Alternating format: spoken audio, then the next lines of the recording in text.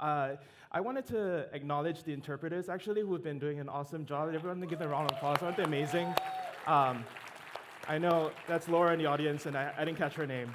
But I want to apologize to them ahead of time because I am about to go extremely fast. But just hang on for good measure. OK, so a quick tease of what we're going to do. I'm going to introduce to you a programming concept called a workflow. A workflow is a persistent, durable function. So you can do things like call some kind of side effect, like charge a credit card, and then sleep durably until some arbitrary time in the future, like 9 a.m. the first of the month every month. And imagine what you could do if you had a programming abstraction like that. And we'll just explain a little bit, and I'll tell you what that has to do with React. But the first thing I need to do is to kind of convince you that you're more powerful than you think. And that's the whole goal of me coming to a React conference like this. I think you're very used to thinking of React as a subset of front-end, like you're a front-end developer, and React is a front-end framework, and that's about all it is. I'm here to convince you that React can be more than just front-end. React can be a mindset that you can take to solve a lot of problems in programming, and you already know more than a lot of other people in applying these principles to those problems. So what does being a React developer mean to you? If you're a beginner, maybe you can say, I use React at work. If you're a little bit more advanced, you can say, I know all the React APIs, and there are a lot of them. They keep growing. And then if you're super advanced and honestly doing way too much, you can say, I know all the React internals.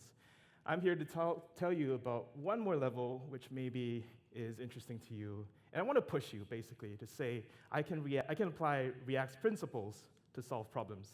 And notice I didn't say anything about front end.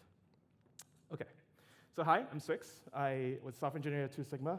I was an early employee at Netlify, then I went to AWS, and now I'm head of developer experience at Temporal. I've done some React talks I'm pretty proud of.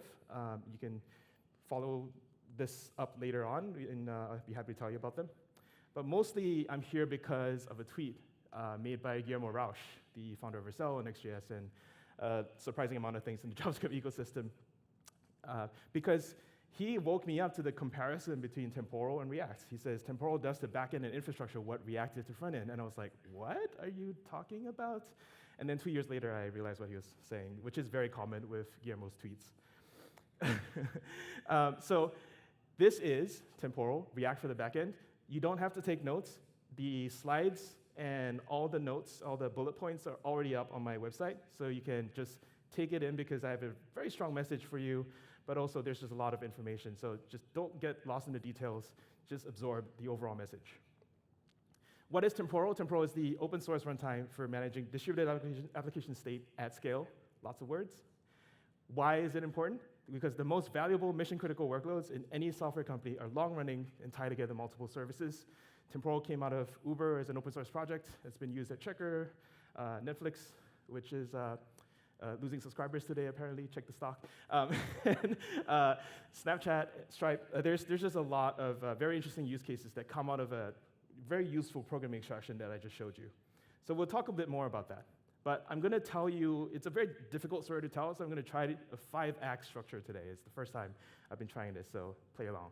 So we're going to talk about the problem that we're trying to solve, the solutions that exist today, applying lessons from React, and then finally we get to the API. So I'm putting all the code at the end.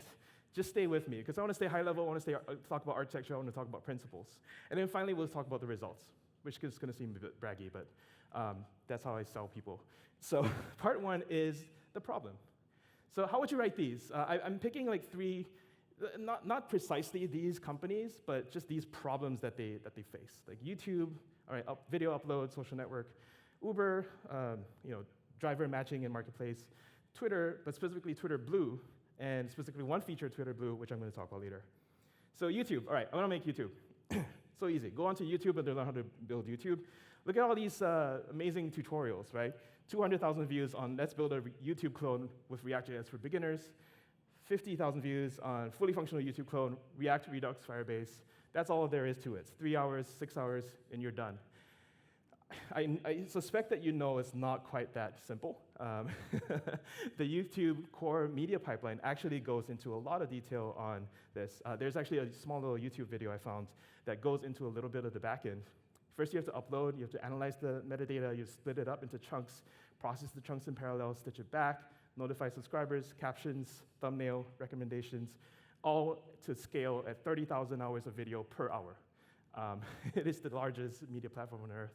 And a lot of this is very, sometimes it fails. Sometimes it's just sometimes it's very spiky. There's a big event, and a lot of people upload video at once. Sometimes you have to distribute it unevenly to different geographies based on what the likely consumption method is. And then there's just a lot of devices that you have to be consumed on. So for a very simple experience, actually, there's a lot going on behind the background. And it is not done with React and Redux and Firebase. Sorry. So, I have this like weird slide thing. Okay, so that's YouTube. What about Uber? Yeah, YouTube is happy to teach you about Uber. Let's build Uber 2.0 with React Native. Or this guy, full stack Uber clone with React Native in AWS Amplify. Hundreds of thousands of views. Again, like very much of a full stack in the way that front-end developers mean when we say full stack, which is kind of the half-drawn horse beam. Because we're actually heavier on the front end than the back end, I like this other picture, it's the half-drawn dragon. Like, we're fantastic on the front end, and our tails are like that on the back end. And then finally, the Twitter Blue feature, which specifically, the banner feature was an undo tweet feature, right? Like, and basically, the idea of the undo tweet feature is when you hit send, it's actually going to put you on a 20-second timer before sending the actual tweet for you to change your mind and edit in case you made a mistake. People found out that like it only works if you stay on the page. If you send the tweet and you close the app, it actually fails to send because it was implemented with set timeout. So if you've ever sold browser set timeout for $2.99 a month, you can be worth $37 billion. Ironically, that was my most popular tweet ever, which shows you, no matter how hard you work, just something funny will get you viral. The other thing, like, why do people do this, right? Like, I'm sure the engineer implementing undo tweet knew that this would be kind of broken for some people. But they just did it anyway, probably because that's all the power that they had to do so. Like, they were the mobile browser engineer, the web engineer. They didn't have access to the back end. It would take too long to like figure out the timers and all that. They didn't have the infrastructure to back them up. So again, how would you write all of these frameworks and all these solutions? And I think it's an interesting problem. These are interesting problems that all have similar solutions. So we'll try to talk about them. Basically, what we want to have is we want to model these requirements for our overall systems. We want to model complex work with dynamic asynchronous logic. We want to reuse test version and migrate it. We want to standardize on reliable systems, so you want to standardize timeouts and retries, and you want to offer reliability on Rails to every team so that every team building software can do this kind of asynchronous work easily. And because the work is so important, you must never drop anything, because that's a core business value. You must log all progress so you can observe when something goes wrong, and you must be able to scale it up without replatforming, without a big rewrite. I've done a separate talk on this. You can access it at that URL on the screen. But we'll just get into the solutions that exist today, how people solve these problems today. If you go behind the scenes of a lot of these large organizations, you find the microservices Death Star. Maybe if you don't like the Star Wars metaphor, you can talk about the microservices hairball. And it's really hard to organize, really hard to version, really hard to like audit. But it's the only way to scale the number of software engineers solving the wide variety of problems that you see at this kind of scale. Even a small organization, this is a case study I did with Descript. Descript lets you edit audio like you do Google Docs, and it basically synthesizes audio or deletes audio based on your editing of the transcript. They stitched together their pipeline with Node.js, RabbitMQ, Postgres, and basically it kind of looks like this, so it's like a patchwork of stuff. And they had one incident every week, just losing transcriptions, losing data, and more importantly than that, like losing information, fine, people can just re-upload, it's just audio, who cares? But more importantly than that, they had stasis in their code because it was so brittle that they were afraid to touch it, right? Like it kind of works, just don't touch it, just keep adding code. And I think the worst thing in technical debt and in software engineering is append-only code, where you're just afraid to touch code. And wherever you see that kind of danger, you might want to try to solve that problem. So we'll come upon like how this relates to React in a few minutes. Second thing, reliability. Anytime you call an API, it might fail. Anytime you call another microservice, it might fail. Anytime you call another system, it might fail. So what you got to do, you got to have retries and timeouts, just in case you need to make a second attempt. This is how Amazon does it. I just pulled this slide from an Amazon blog post, the definitive one on how to implement timeouts in a serverless fashion. You have to implement an SQS queue, and then another one for the dead letter queue, and then another AWS Lambda to process that to calculate the max retries, and another one for the final dead letter queue, just to do one system. And so if anytime you call an API, you have to implement this infrastructure, then very soon your architecture looks like that. And explaining it, it looks like that. You kind of, I tried to do that model of that arm, and I couldn't do it. Anyway, so I think what this shows is that the primitives that we have are too low level. That's essentially what we're showing. We're rolling everything from first principles every single time. We're bound to get it wrong. It's bound to be repetitive. And we need something that's a bit higher abstraction. Finally, these are the other solutions that are in place today that people are trying to solve it. They're all boxes and arrows or basically workflow diagrams that are very statically defined upfront. Oftentimes when you've encountered domain-specific languages like this that solve these problems, they only let you do what they allow you to. You can only do what they allow you to do. In other words, they have to reinvent the syntax for variables, branching, loops, modules, functions, all that stuff that you just take for granted in a general-purpose programming language because you are modeling a general-purpose software problem. You just don't have the right tools for it. And I really like this quote because whenever you encounter a problem, you can just say that all problems in computer science can be solved by another level of indirection. And I think that's very much the case. I went through and did an exercise of what are the problems that have been solved definitively, but just by having the right abstraction, the right concept. The idea of a repo, the idea of a proxy, the idea of a cache, a queue, a bucket, a gateway, a function, container, all the way down to UI component, which now we take for granted, but maybe 7 years ago wasn't that obvious. And I think temporal workflows, or just the overall concept of a durable function, is another one of those abstractions that once you have that in your toolkit, you just don't even question why would you solve it any other way. All right, so part 3, applying lessons from React. This is the part where you sort of bridge the React and Backend distributed systems talks. So I'm going to pick 3 things that inspire me, which is React components, React hooks, and React suspense. I have a separate talk on 7 lessons that I draw from React, so you can look that up on YouTube. But we're just going to focus on these 3 today, because we do not have that much time. So the first lesson is component organization, right? In the sort of jQuery sort of pre-framework era, you just kind of wired event handlers with DOM elements up willy-nilly, and there wasn't much code organization.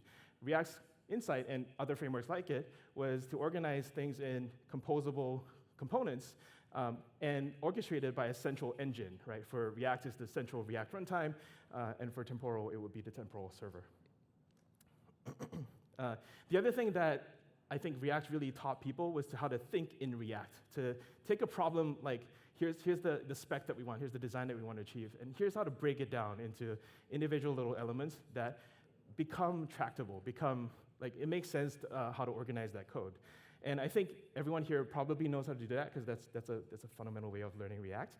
But you can also do the same for Uber, right? Like you break it down into search, pricing, matching, pickup, drop-off, rating, tipping, payment, and email.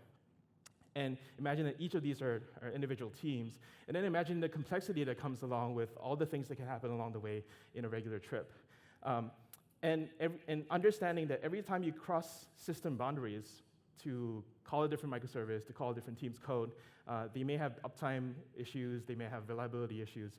So then you need to build in a little reliability layer with scheduling and with some state to protect yourself. When you do that enough, you probably want to start centralizing it, and it starts to become a little bit like components, right? Like each system looks like a component, and there's a central engine that coordinates the rendering between them or the execution between them. So we're moving from a state of a status quo being like a hairball of just like random infrastructure and sort of reinvented code to something that's a little bit more organized, where you have a central platform that has all the infrastructure that you might possibly need, and the individual developers are writing work and workflows that are executed in a fleet of workers. I won't go further into detail. There are other talks about that, but I just want to give you that overall idea of how code should be organized for something to scale well. Okay, second of all, React hooks. One thing I really liked about React hooks is actually a lot of the hooks that you learn in the docs are optional. The 3 basic hooks can get you very, very far. In fact, I went back and looked at Danny Abramov's talk introducing React hooks, he only uses 3 of them: use state, use effect, and use context. And you can build a whole app just with that. And I really like that idea. The other talk that I refer back to a lot is from Sebastian Markboga. So he's the tech lead of React, and he talks about the minimal API surface area, which is a very core design principle of React. So when you're designing another framework, try to think about that. Try to how to minimize your API surface area for it to be maximally composable so that you cover a lot of use cases. So we did that for our TypeScript SDK. I got it down to 4. I couldn't get it down to 3. But we have workflows, activities, workers, and clients, and that's the core concepts that you need to implement the stuff that we talked about.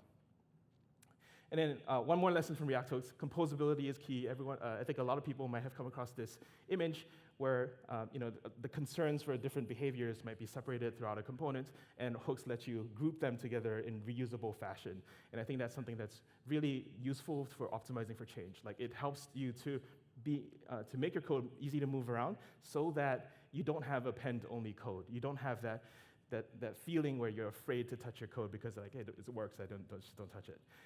So, and then finally, React Suspense, something that maybe people aren't that familiar with, but if you check out the suspense for data fetching docs, like, this is the kind of code example where you're fetching data as though you're just reading synchronously from a local resource. And I think that's a really nice approach because it makes for good user experience by making it easy to do asynchronous work right. Like, you're always going to have asynchronous work.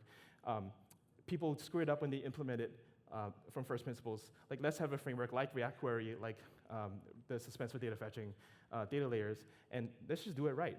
I think Blitz and Remix also have interesting approaches to that. So that's I think the general principle that I learned from this is try to make it easy to do asynchronous work right. All right, so finally, we're going to introduce the API. So here's a simple workflow. Just like React components, a temporal workflow is just a function. It's an asynchronous function that takes in some inputs and returns some outputs.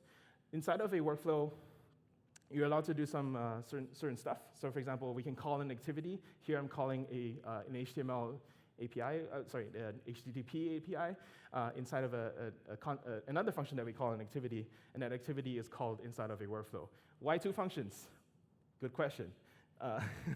Every time you move something into an activity, it gains these magical superpowers called timeouts and retries. So we set these timeouts declaratively using MS from Vercel, apparently also from Guillermo, as well as some retry values, which are all set declaratively. So imagine if you could just declare all this, and it just worked out of the box. I think it's just a really nice way to do anything asynchronously.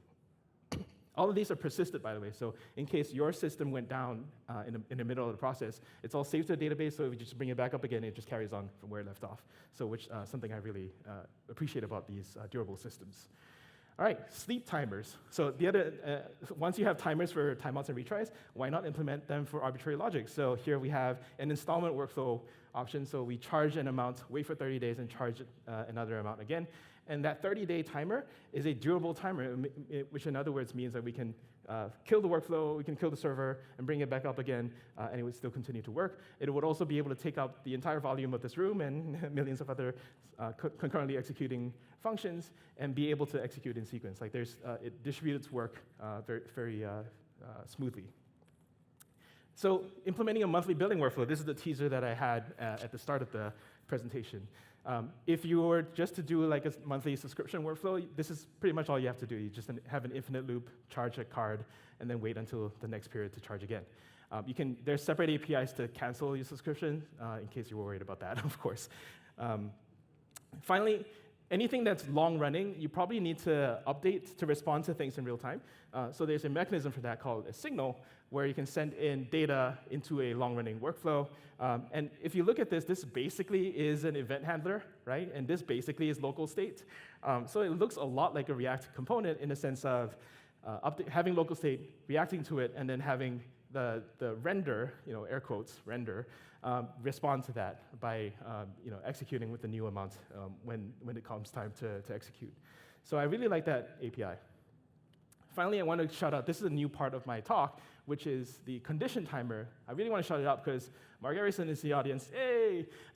And we had a lot of conversations about this. Basically, instead of waiting arbitrary amounts, like, okay, I'm waiting until the next time of the month, what if I don't know how long I'm waiting?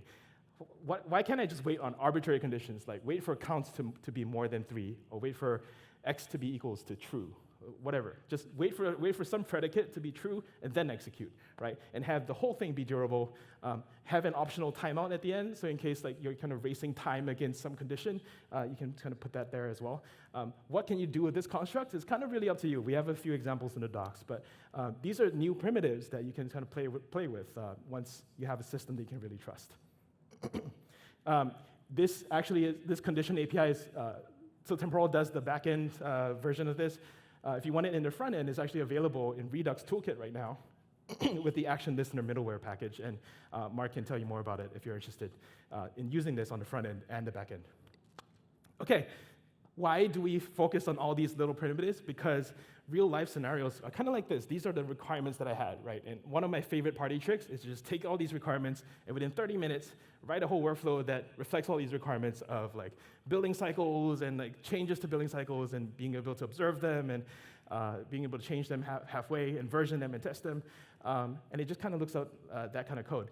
All of that is interpreted by temporal servers and temporal SDKs, and that's why I think it's really powerful, because it gives you maximum ability as a developer to express all this long-running business logic that you might not necessarily have been able to. You can solve the YouTube problem, you can solve the Uber problem, and you can solve the undo tweet button with this kind of timer primitives that I've just shown you. So how does it work? I really would like to tell you that, but I have like 5 minutes left, so I can't. But head to temporal.io/principles, where we have a blog post and a talk for you to go into a little bit of the background behind that. And I've done my best to try to make it digestible. All right, so we talked about the SDKs. We are very polyglot, so there's Go, Java, TypeScript, PHP. We're working on 2 right now. We all talked about the server, and then also there's the dev tools, right? Because you want to be able to inspect the state internally of there. And then there's something I learned from React as well, which is that you want to work on the framework, but then you also want to work on dev tooling for the frameworks for people to understand what's going on internally. So I really appreciate the experience to do that. So we just had a talk about developer experience. I work as head of developer experience at Temporal. We do a lot of product feedback. We do a lot of content as well as community. There's a whole blog post that I have going into more detail if that's something that you're working on, and I'm happy to talk to you about that. All right, part 5, results. This is the happy ones. So outcomes, users are reporting that their work and their systems are more reliable from 1 production incident a week to 0, more productive, 40, 60 fewer lines of code because a lot of the commoditized code is just subsumed within the framework. And then finally, it's easier to operate because it's highly observable by default and very scalable. We have a lot of sort of proof points on our YouTube from Stripe, Netflix, Datadog, and even Flight Control, which Brandon here is happy to talk to you about. And we also launched with a lot of these very impressive logos on our landing page if you want to check out what they do. A lot of them have case studies as well you can read more about. Is Temporal only for massive, major, huge companies? No, but there's a bit of a learning curve. Let's just hear it from real users. Brandon actually has a podcast, Flight Review, where he talks about using Temporal for his startup that's still getting off the ground. And David is working in XState, where a lot of his users are actually working with Temporal and XState together. So if you see some elements of long-running work and state machines and all that, there is a lot of synergy there. We can talk to you about it. We're not competitors. We are actually very close collaborators. And finally, I think a lot of jobs are appearing, and this is something I'm really excited to see. So here's a job posting from Stripe mentioning Temporal, another one from Bolt, the very infamous one-click checkout company, also using Temporal. And finally, everything I just presented to you is completely open source. This is the only page that talks about how we make money, which is we host it for you. and Snapchat is very happy with that. Okay, finally, so I've been working on the TypeScript SDK for the past year or so. We launched it in November. It's 10x since then. I think the growth trajectory is pretty promising, and it is a unicorn company today, just like everything, I guess. And I think that's the overall story. Like that's kind of like the hero's journey of like the React developer going into the backend and trying to apply all these principles. There's a lot more parallels with React and Temporal. Like even the freaking logos are the same. So I encourage you, if you're interested, to check out temporal.io/react, which has more talks about it. But overall, I want to remind you that React is the most popular framework and the most popular programming language in the world, and you are more powerful than you think. Right? You have your front-end skills, and you think you're a subset of the front-end, but actually you're a React developer, which means you have the React principles embedded in your core, and you can take it to solve more problems elsewhere. So thank you very much, and here's all the resources. Awesome, my friend. Fantastic.